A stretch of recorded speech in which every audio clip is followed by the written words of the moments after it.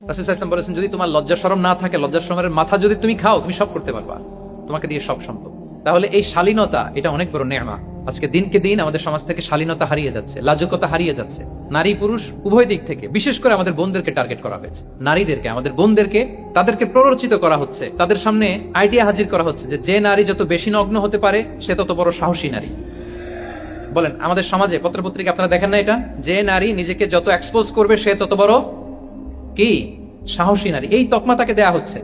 এটা total complete শয়তানের একটা মিশন। শয়তানের প্রথম মিশন হচ্ছে বনি আদমকে বিবস্ত্র করা। কি করা? আল্লাহ তাআলা আদম আলাইহিস সালাম, হাওয়া আলাইহিস সালামকে বলেছিলেন যে নিষিদ্ধ গাছ যেও না, খেও না। শয়তানের প্ররোচনায় খেয়ে ফেলেছিলেন, সাথে সাথে জান্নাতের পোশাক খুলে পড়েছে। তার মানে শয়তানের প্রথম মিশন হচ্ছে মানুষকে কি করা? নগ্ন করা। মানুষকে কি করা? নগ্ন করা। তাহলে আমাদের বোনদেরকে এমন ভাবে তাদের সামনে উপস্থাপন করা হচ্ছে, প্ররোচিত করা হচ্ছে এবং বলা হচ্ছে নগ্নতার পথে যে বেশি হাঁটে সে নাকি তত সাহসী নারী। নাউযুবিল্লাহি মিন যালিক।